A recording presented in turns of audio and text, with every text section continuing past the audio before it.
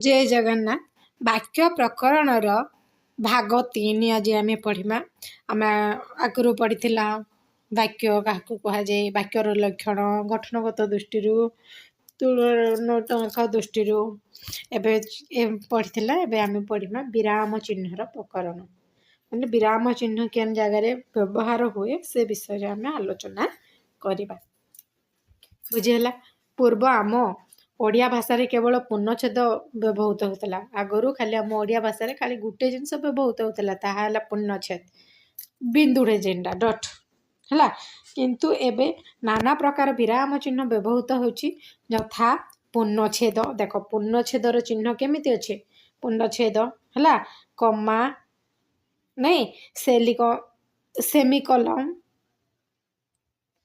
Semicolon तापरे kiln kiln चिन्ह होची एमती बिंदु दुईटा तापरे उद्धृत उद्धृत चिन्ह उपरे ना तले एमती थाए उद्धृत चिन्ह ना नहीं उद्धृत ता सहित प्रश्न प्रश्नवाची चिन्ह प्रश्न प्रश्न चिन्ह एमती भलिया देख प्रश्न चिन्ह विस्मय चिन्ह जेन जगह एमती रहिला समय विस्मयवाचक चिन्ह तापरे डैश डैश पूरण रोची हाइफेन रोची छोटोडे हाइफेन बंधनी रोची बढ़िया भाव में एभलिया बंधे कुटिल बंधनी बंधनी कही था कलन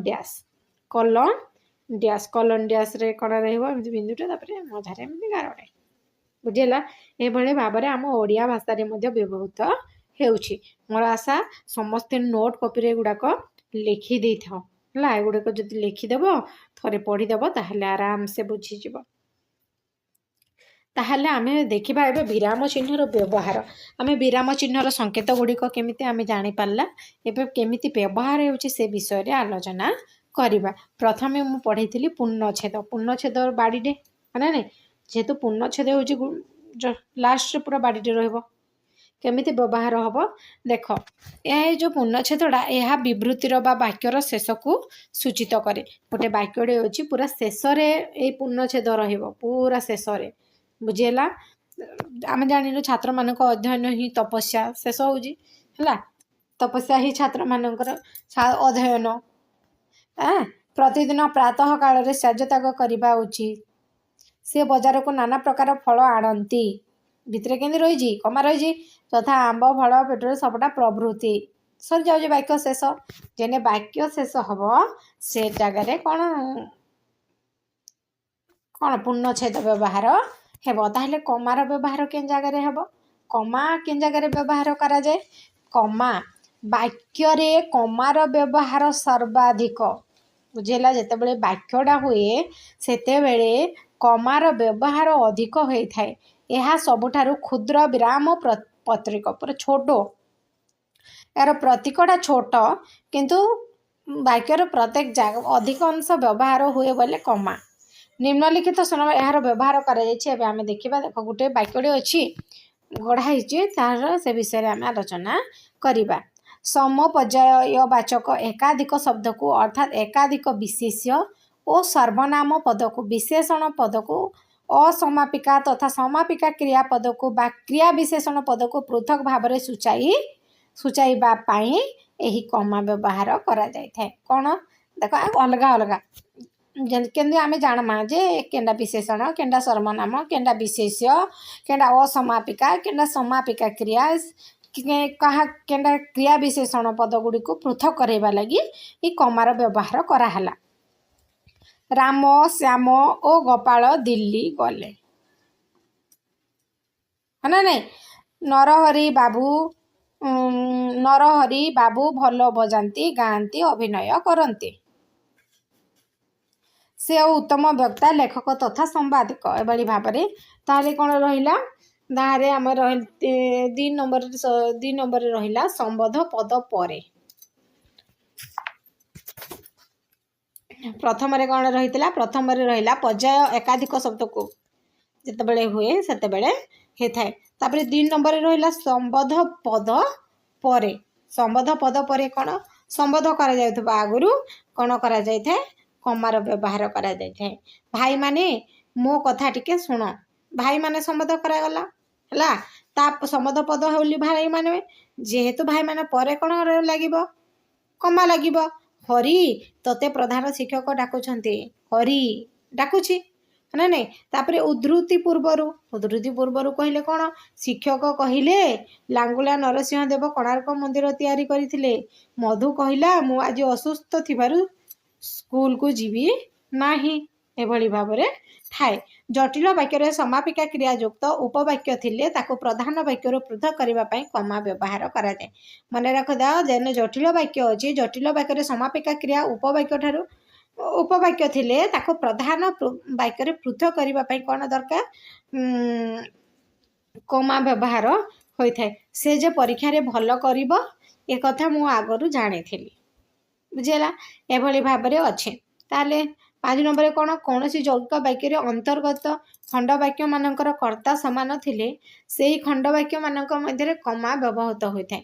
ତଥା ସିଦ୍ଧାର୍ଥ ରାଜବେଶ ତ୍ୟାଗ କଲେ, ସନ୍ନ୍ୟାସୀ ବେଶ ଧାରଣ କଲେ ଓ ଅରଣ୍ୟରେ ବାସ କଲେ। ହେଲା? ବିହାଇରେ କ'ଣ ଅଛି? ଯୌଗିକ ବାକ୍ୟରେ ସହବାକ୍ୟ ଗୁଡ଼ିକର କର୍ତ୍ତା ଭିନ୍ନ ଥିଲେ ସେମାନଙ୍କ ମଧ୍ୟରେ କମା ବ୍ୟବହୃତ ହୋଇଥାଏ। 7 ନମ୍ବରରେ କ'ଣ ରହିଲା? ଯୌଗିକ ବାକ୍ୟରେ ସହବାକ୍ୟ ଗୁଡ଼ିକ କର୍ତ୍ତା ସମାନ ଥାଇ ଓ ବା ଏବଂ ଭିନ୍ନ ଅନ୍ୟ ସଂଯୋଜକ ଅବ୍ୟୟ ଲାଗିଥିଲେ କମା ବ୍ୟବହୃତ ହୋଇଥାଏ। ମୁଁ ପଢ଼େଇଥିଲି ନା। ତାପରେ ସମାନ କାରକ ବିଶିଷ୍ଟ ପଦଦ୍ୱୟ ମଧ୍ୟରେ କମା ବ୍ୟବହୃତ ହୋଇଥାଏ। ତା ସହିତ ନେକ୍ସଟ ଆସିଲା ଗ ନମ୍ବରରେ ଆସିଲା ସେମିକଲନ। ସେମିକଲନ ଆମେ କେଉଁ ଜାଗାରେ ବ୍ୟବହାର କରିଥାଉ ସେ ବିଷୟରେ ଆମେ ଆଲୋଚନା କରିବା। କମା ଠାରୁ ଟିକିଏ ଅଧିକ ବିରାମର ପ୍ରତୀକ ହେଲା ସେମିକଲନ। ଏହା ନିମ୍ନଲିଖିତ ମତେ ବ୍ୟବହାର କରାଯାଇଥାଏ। କ'ଣ ବିଷୟରେ ବ୍ୟବହାର କରାଯାଇଥାଏ? ଦେଖ, ସଂଯୋଜନା ବିହୀନ ଯୌଗିକ ବାକ୍ୟର ସହବାକ୍ୟ ଗୁଡ଼ିକୁ ପୃଥକ କରିବା ପାଇଁ। ତା ସହିତ ତଥାପି ନଚେତ ନହେଲେ ଆଦି ସଂଯୋଜକ ଯୌଗିକ ବାକ୍ୟର ସହବାକ୍ୟ ଗୁଡ଼ିକୁ ପୃଥକ କରିବା ପାଇଁ ଏଭଳି ଭାବରେ ସେମିକଲନର ବ୍ୟବହାର କରାଯାଇଥାଏ। ତାପରେ କଲନର ବ୍ୟବହାର ରହିଲା। କିଭଳି ଭାବରେ କଲନର ବ୍ୟବହାର କରାଗଲା? ବାକ୍ୟରେ ଯେଉଁଠି ସେମିକଲନ ଠାରୁ ବେଶୀ ବିରାମ ଦରକାର ହୁଏ ସେଠାରେ କଲନ ବ୍ୟବହାର କରାଯାଏ। ବିରାମର ଦୀର୍ଘତା ଦୃଷ୍ଟିରୁ ପୂର୍ଣ୍ଣଚ୍ଛେଦ ତଳକୁ ଏହାର ସ୍ଥାନ ଏହାର ସ୍ଥାନ ଥାଏ ସେମିକଲନର।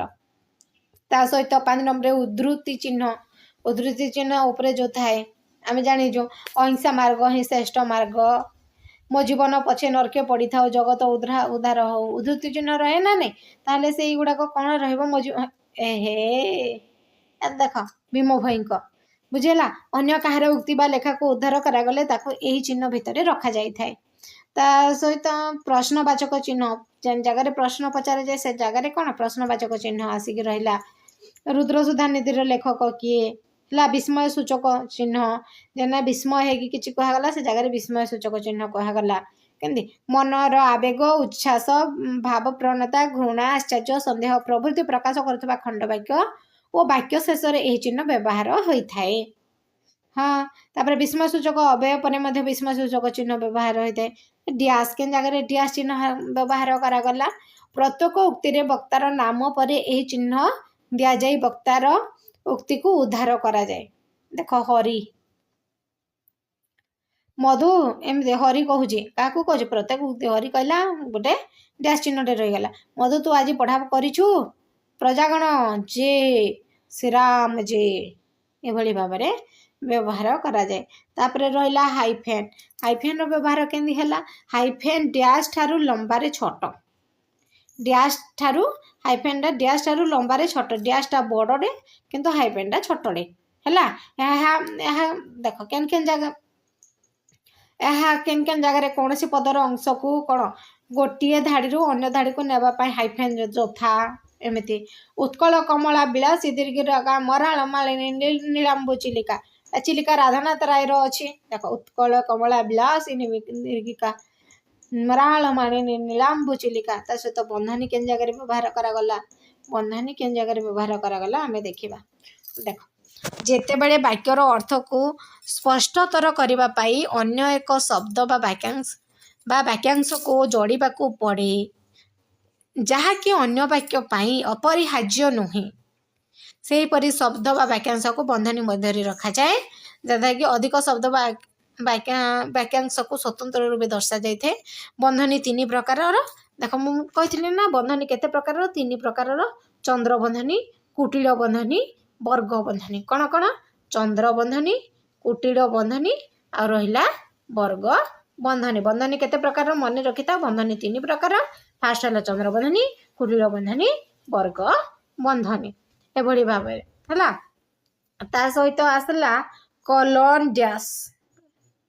କଲନ୍ ଡ୍ୟାସ୍ର ବ୍ୟବହାର। କେମିତି କଲନ୍ ଡ୍ୟାସ୍ର ବ୍ୟବହାର କେମିତି ହେବ? ସାଧାରଣତଃ ବାକ୍ୟର ବିବରଣୀୟ ବିଷୟ ଗୁଡ଼ିକ ଉଲ୍ଲେଖ ପାଇଁ କଲନ୍ ଡ୍ୟାସ୍ର ବ୍ୟବହାର କରାଯାଇଥାଏ। ଗୋଟେ ବାକ୍ୟଟେ ଅଛି, ସେ ବାକ୍ୟର ବିବରଣୀୟ ବିଷୟ ଗୁଡ଼ିକ ଯଦି ହୁଏ ତାହେଲେ ସେଠାରେ କଲନ୍ ଡ୍ୟାସ୍ର ବ୍ୟବହାର କରାଗଲା। ଏହା ସାଧାରଣତଃ ଯଥା, ଉଦାହରଣତଃ, ଉଦାହରଣ ସ୍ୱରୂପ ପ୍ରଭୃତି ପଦ ପରେ ବ୍ୟବହାର ହେଇଯାଇଥାଏ।